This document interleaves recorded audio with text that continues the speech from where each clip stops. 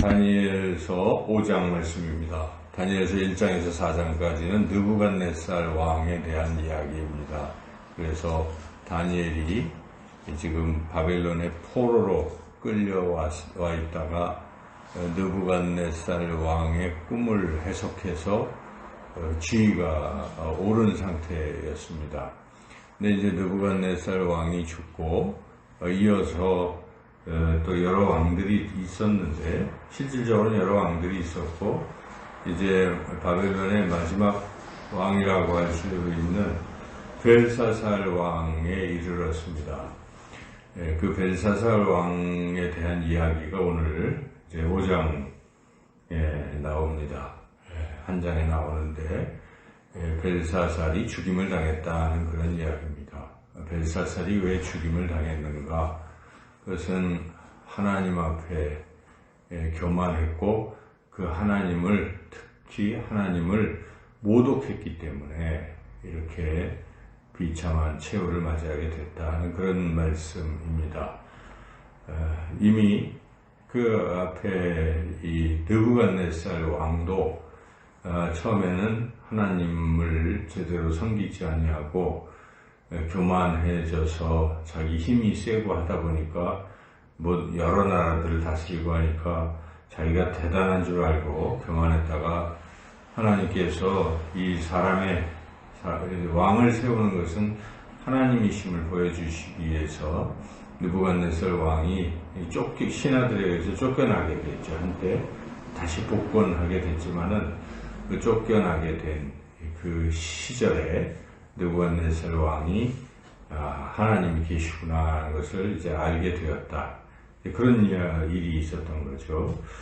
자, 그래서 그런 배경하에서 지금 벨사살 왕은 그걸 다 알면서도 또 교만해졌습니다. 그래서 어느 날 잔치를 베풀어서 귀족들에게 이제 잔치를 베풀었는데, 거기서 술 마시고 이러는 과정에 그 성전에 있던 그 금 그릇들을 가져다가 그것을 술잔으로 삼아서 이렇게 술을 마시게 되었다는 것이죠. 근데 그것은 그냥 단순히 술그릇을 갖다 했다는 의미보다는 하나님의 물건, 하나님의 성전의 물건에 손을 댔다는 그런 의미가 있습니다. 그래서 그것은 하나님을 우습게 여겼다는 뜻이죠. 하나님을 모독했다는 것이죠. 그래서 그 죄에 대해서 하나님이 심판하셨다는 얘기인데, 그 심판의 내용은 술 마시는데 갑자기 사람 손가락이 나와서 벽에다가 막 글자를 쓰니까 얼마나 놀라겠습니까? 이렇게 있는데 여기 사람도 없는데 손가락이 막 글자를 쓰니까 이 벨사살 왕이 너무 두려워서 양다리를 바들바들 떨고 막 다리가 부딪히고 놀래가지고 사식이 된 그런 상태가 됐죠. 그래서 이제 이게 도대체 뭐냐, 이 글자의 뜻은 또 뭐냐, 이러면서 바벨론에 있던 모든 술객들 다 불러봤지만 아무도 모르니까 이제 더 두려운 거죠. 이 글자의 뜻도 모르고. 그럴 때 왕비가 와서 다니엘이라는 사람은 그 옛날 느부갓네살의 꿈도 해석해주고 모르는 게 없는 아주 지혜로운 사람입니다. 그를 불러서 한번 물어보십시오 해서 벨사살이 다니엘을 불러서 이제 물었죠. 그랬더니 벨사살이 그 글자의 뜻을 이야기하기 전에 먼저 왜 글자가 나타났는지를 설명합니다. 그 이유는 느부갓네살 왕이 교만해서 폐위됐다가 다시 복권되었는데, 그와 같이 벨사살이 지금 교만했기 때문이라는 것을 먼저 지적합니다. 네가 감히 하나님의 그 성전에 있는 그릇에 술 마시고 이렇게 하나님을 모독했기 때문에 하나님께서 징계하시는 것이다 하는 것을 경고를 분명히 하는 거죠. 이런 경고하기가 쉽겠습니까? 왕 앞에서 말 잘못하면 죽임을 당할 텐데도 다니엘은 그냥 있는 그대로 하나님께서 주시는 대로 이제 직언을 한 것이죠. 그랬더니 벨사살 왕이 그 얘기를 듣긴 들었어요. 들었지만은 어쨌든 그 글자의 내용까지 이제 쭉 말을 해주는데, 그것은 곧 나라가 망하고 왕도 죽임을 당하게 될 것이다 하는 그러한 뜻이다. 이렇게 얘기하죠. 메네. 대겔.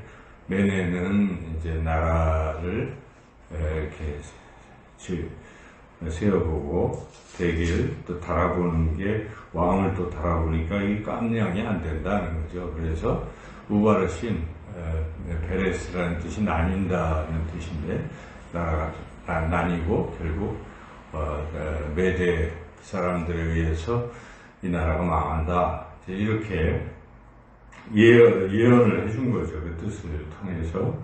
벨사상이 그 뜻을 들었으니까 이제 자기가 쫓겨나고 죽임을 당한다는 뜻인데, 어쨌든 약속한 대로 다니엘을 그 나라의 통치자로 이제 삼고 그랬는데, 삼자마자 그날 밤 예고대로 이 벨사살은 죽임을 당하고 메대의 왕이 이 바벨론을 이제 정복하게 되었다. 오늘 그 말씀입니다. 자, 이 5장의, 다니엘서 5장의 말씀을 통해서 우리가 깨닫게 되는 가장 중요한 교훈은 하나님을 모독해서는 안 된다는 것이죠. 하나님을 모독하면 이렇게 쫓겨나고 죽임을 당하는 그런 벌을 받는다는 것이죠. 하나님을 모독하는 행위. 그렇다면 오늘날 우리가 하나님을 모독하는 행위가 어떤 행위가 있는가? 하나님 모독하는 것은 성경에는 용서받지 못할 죄를 언급하는 게 있는데, 우리 예수님께서 말씀하셨습니다. 다른 죄 다 용서받을 수 있지만 이 죄는 용서받을 수 없다. 그 죄가 곧 성령을 회방하는 죄다. 성령은 곧 하나님이십니다. 그러니까 하나님을 모독하는 죄와 같은 거죠. 하나님의 영, 성령을 회방한다는 것은 성령을 거스리고 성령을 대적한다 하는 그러한 뜻입니다. 그래서 성령이 하나님이 하시는 일을 방해하는 사람, 이게 바로 하나님을 모독하는 행위라 하는 것입니다. 예수님께서 그렇게 말씀하셨습니다. 그래서 하나님의 일에 동참하고 이루어지는 못할 망정 하나님의 일을 반대하고 방해하는 것은 하나님을 모독하는 것이죠. 하나님이 하시는 일을 가로막고 방해하는 행위, 이것은 용서받기가 어렵다 하는 그런 말씀입니다. 좀 더 구체적으로 생각해 본다면 결국 하나님을 예배하는 일을 방해하는 것, 굉장히 큰 죄라는 것이죠. 하나님을 모독하는 행위. 그리고 우리가 마음은 안 그래도 괜히 그 예배를 우리가 자칫 소홀히 여기고 또 하나님을 섬기는 일에 있어서 너무 안일하게 생각하는 것도 뭐 하나님을 모독한다라고 말하기는 좀 어려워도 그런 가능성은 보이는 겁니다. 그래서 우리가 예배 드리는 것, 또 하나님의 일을 감당하는 것, 이런 것을 더욱더 우리가 엄숙하게 여기고 또 진지하게 여기고 하나님이 계시다 하는 그러한 믿음을 가지고 교회 예배당에 와서도 더 우리가 언어 행실을 잘 주의할 필요가 있어요. 그래서 교회에서 지나치게 경거망동하고 그것은 하나님이 없는 것처럼 행동하는 행위죠. 하나님이 계시다라고 생각하면 우리가 그렇게 못하지 않겠어요? 우리가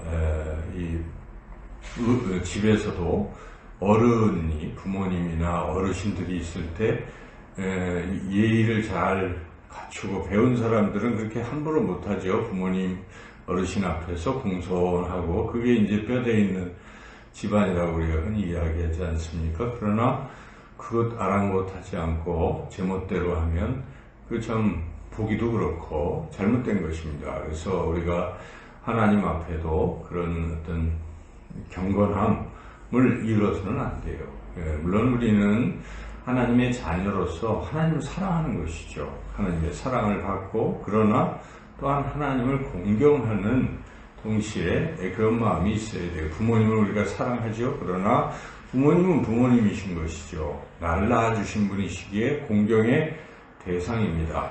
십계명에도 네 부모를 공경하라 이렇게 분명히 하나님 말씀하시는 것이고, 하나님을 경외하라, 하나님을 섬기라 라고 성경은 분명히 우리에게 말씀하고 있습니다. 하나님을 사랑하는 것과 또한 동시에 하나님을 공경하는 이 신앙이 유지가 돼야 하는데 그러한 부분이 잘못될 수 있어요. 그래서 교회 예배는 또 우리가 기쁘고 즐거운 측면도 있지만 또 경건함을 잃어서는 안 됩니다. 교회에는.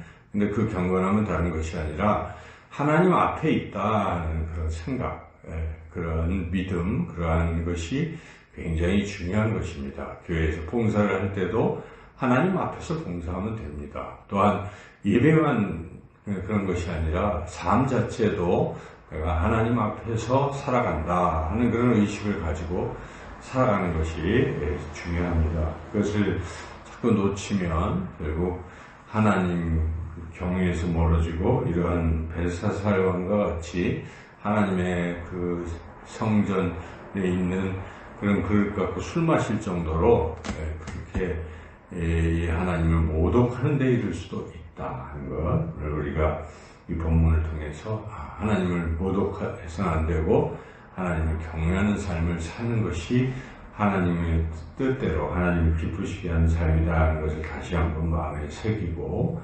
우리가 늘 하나님을 경외하는 그런 신앙의 삶을 살아가시는 저와 여러분이 되시기를 주님의 이름으로 축원합니다.